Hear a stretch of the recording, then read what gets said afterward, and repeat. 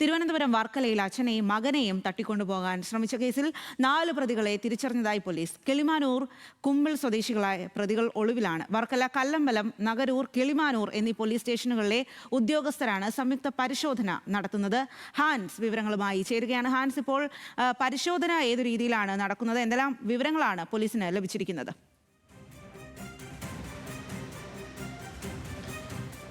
സ്വാതി, വളരെ ആസൂത്രിതമായി നടന്ന ഒരു തട്ടിക്കൊണ്ടുപോകലാണ് ഇതെന്നുള്ളൊരു നിഗമനത്തിലാണ് പോലീസ് ഉള്ളത്. ഇന്നലെയാണ് വർക്കല വടശ്ശേരിക്കോണം സ്വദേശികളായിട്ടുള്ള അനിൽകുമാർ, മകൻ അച്ചു എന്നിവരെ ഒരു അജ്ഞാത സംഘം തട്ടിക്കൊണ്ടുപോകുന്നതും ഈ നഗരൂരിലുള്ള ആൾതാമസമില്ലാത്ത വീട്ടിൽ വെച്ച് ചങ്ങലക്കിട്ട് ക്രൂരമായി ഒരു മുറിക്കകത്തിട്ട് മർദ്ദിക്കുകയും ചെയ്തത്. ഇതിനിടയിൽ അനിൽകുമാറിൻ്റെ ഭാര്യയെ തട്ടിക്കൊണ്ടുപോകാൻ ശ്രമിച്ചെങ്കിലും നടന്നില്ല. ഇതിനിടയിലാണ് അച്ചു രക്ഷപ്പെടുന്നതും അതിനുശേഷം പോലീസിൽ വിവരമറിയിച്ച് പോലീസ് ഈ സംഭവ സ്ഥലത്ത് എത്തുകയും ചെയ്തത്. ആ സമയത്ത് പ്രതികൾ അവിടെ നിന്ന് കടന്നു കളഞ്ഞിരുന്നു. പിന്നീട് സംയോജിതമായി ഈ വർക്കല, നഗരൂര്, കല്ലമ്പലം, കിളിമാനൂർ പോലീസ് സ്റ്റേഷനിലെ ഉദ്യോഗസ്ഥർ സംയോജിതമായി ഇന്നലെ അന്വേഷണം നടത്തിയിരുന്നു. ഇന്നലെ രാത്രി മുഴുവനും ഇന്നലെ രാവിലെയും നടത്തിയ അന്വേഷണത്തിലാണ് ഈ കേസിൽ 5 പ്രതികളുണ്ട് എന്നുള്ള വിവരം പോലീസിന് ലഭിച്ചത്. ഇതിൽ ഏറ്റവും പ്രധാനപ്പെട്ട അല്ലെങ്കിൽ മുഖ്യപ്രതി എന്ന് പറയുന്നത് കുമിൾ സ്വദേശിയായിട്ടുള്ള കിളിമാനൂർ കുമിൾ സ്വദേശിയായിട്ടുള്ള സുധീഷ് കുമാറാണ്.